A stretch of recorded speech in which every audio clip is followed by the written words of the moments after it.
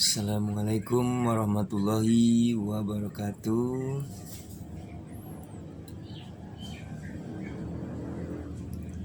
Materi ilmu hadis yaitu tentang rijalul hadis.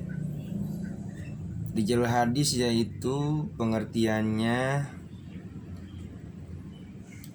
orang yang menerima hadis dari seorang, menyampaikannya hadis yang telah diterimanya kepada orang lain. Jadi orang yang menerima beritanya itu, menerima hadisnya harus ada syarat-syarat tertentu. Kenapa? Karena hadis itu nggak boleh sembarangan. Hadis itu perkataan Nabi, sandaran Nabi, yang disandarkan kepada Nabi, yang disetujui oleh Nabi, perbuatan Nabi itu menjadi hadis dan menjadi pedoman umat Islam sebagai rujukan setelah Al-Quran. Semua hadis itu sesuai dengan Al-Quran, dan bila ada yang tidak sesuai dengan Al-Quran, bisa dikatakan itu hadis maudhu, hadis palsu yang tidak boleh dipakai untuk umat Islam. Karena seluruh perkataan Nabi, perbuatan Nabi sesuai dengan Al-Quran. Nah, untuk mengetahui hadis sahih atau hadis hasan, hadis dhaif, itu ada syarat-syaratnya. Nah, di sini kita akan membahas tentang syarat-syarat rijalul hadis. Nah, Nabi SAW telah berkata, barang siapa yang berbohong atas namaku, maka Allah sudah menyiapkan tempat duduk di neraka. Man kazzaba alayya muta'ammidan fal yatabawa maq'adahu minan nar. Qala Nabi sallallahu alaihi wasallam, telah berkata Nabi Muhammad sallallahu alaihi wasallam, man kazzaba alayya, barang siapa yang berbohong atas namaku muta'ammidan, sengaja, falyatabawa, diberikan tempat duduk, tempat tinggal, minan nar, dari api neraka. Makanya sejak Nabi masih ada, hadis belum dibukukan, Nabi sudah mewanti-wanti. Biar apa? Biar jangan sembarangan untuk bilang ini adalah hadis, ini perkataan Nabi, tidak boleh sembarangan. Nah, di sini ada syarat-syarat untuk rijalul hadis. Nah, rijalul hadis itu orang yang menerima hadis, menyampaikannya hadis kepada orang lain. Nah, ada syarat-syaratnya. Yang pertama syaratnya yaitu harus tabaqoh. Tabaqoh itu tingkatannya harus tidak terputus-putus. Terus harus adil. Adil dalam artian itu Islam, baligh, berakal sehat, itu adil. Tidak berat ke kiri, tidak berat ke kanan, seimbang. Terus harus dobit. Apa itu dobit? Dobit dia itu kuat hafalannya. Hafalannya kuat, tidak lupa-lupa ingat. Dia itu mantap hafalannya. Makanya tidak diragukan lagi orang yang cerdas, kuat hafalannya, dia itu masuk ke dalam rijalul hadis, boleh menyampaikan hadis yang sudah dia dapatkan. Nah, ini materi dari buku ini, dari buku Man 1 Tangerang LKS. Terus selanjutnya tentang hadis, syarat-syaratnya adil, tadi kan udah, muslim udah, terus tidak fasik, tidak melakukan dosa besar atau sering melakukan dosa kecil.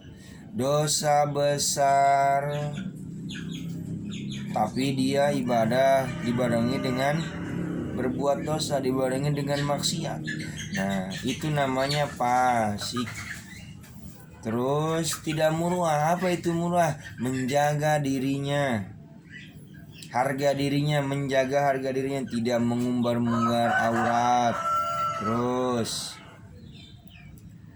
dia itu berakal sehat, berarti apa? Tidak gila, bukan orang yang suka mabuk-mabukan. Terus selanjutnya tidak takjib. Al-kajib itu berbohong. Nah ini kalau berbohong masuk ke dalam muruah, menjaga dirinya. Nah orang yang membawa hadis, yang membukukan hadis, yang menyampaikan hadis, menerima terus menyampaikannya, membukukannya, itu tidak boleh banyak bohong. Jangan banyak, sedikit pun tidak boleh. Kenapa? Karena nanti merusak kualitas hadis, bukan hadisnya, tapi hadisnya dari misalkan dari sahih bisa berubah menjadi hadis hasan, itu karena si pembawa hadisnya kurang memenuhi syarat. Terus mutahammu al-kajib, dianggap bohong. Mungkin dia pernah bohong sedikit terus berbohong lagi, atau sedikit bohongnya banyak jujurnya, nanti dianggap suka bohong karena pernah berbohong. Makanya jangan berbohong, membuat orang tidak percaya. Padahal bohongnya sekali, tidak dipercayanya berkali-kali. Nah itulah bahaya berbohong.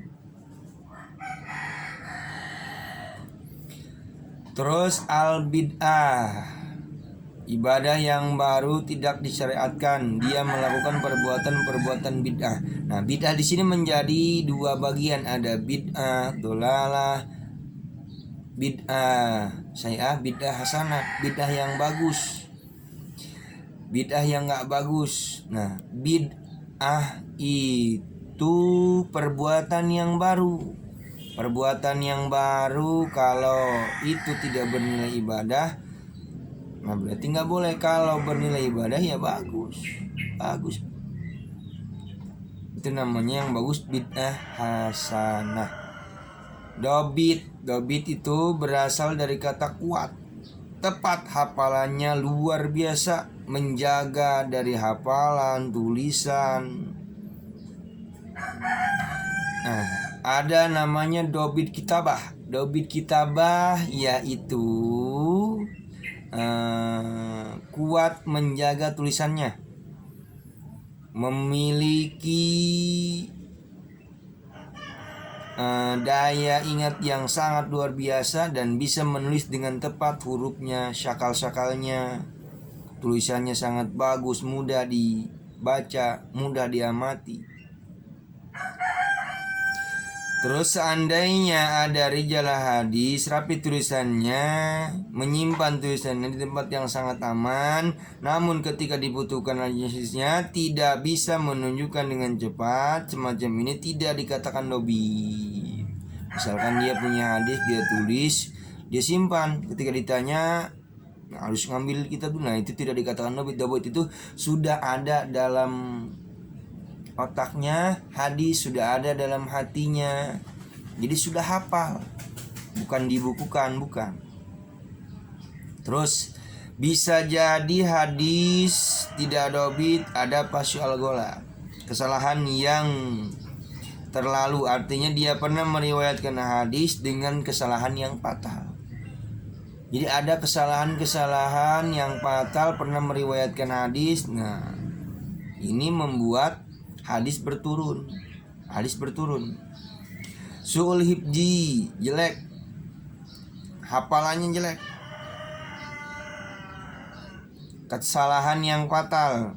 Terus ada al-goplah, sering pikun, sering suka lupa. Nah, makanya ulama-ulama terdahulu sangat luar biasa. Beliau membukukan hadis pasti sudah hafal. Terus bukan hanya hafal, beliau itu ketika mau membukukan hadis surat istikharah dulu, memeriksa hadis itu, rela ke suatu tempat agar apa? Agar mengetahui asal usul hadisnya. Misalkan dia punya guru, punya guru terus ke gurunya lagi, gurunya sudah wafat, gurunya udah wafat, terus ke guru, nyambung kepada sahabat, nyambung kepada Rasulullah. Jadi sanadnya jelas.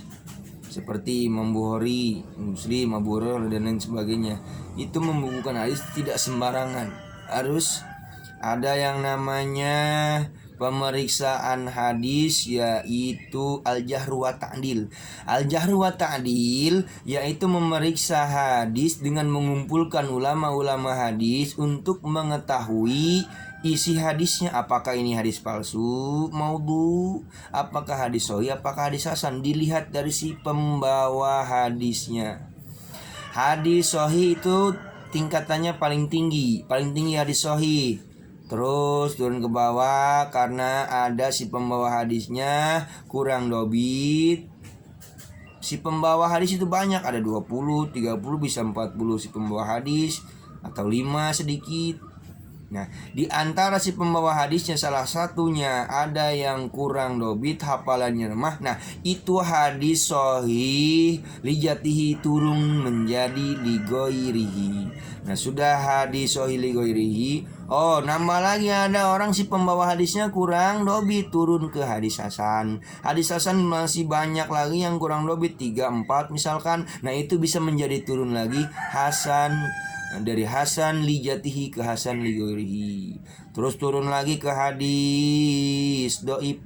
Doib terbagi menjadi 2 sama seperti hadis sahih, sahih lijati ligoirihi, hasan, hasan lijati ligoirihi. Nah, kalau hadis doib, ligoirihi dulu, ligoirihi baru lijatihi.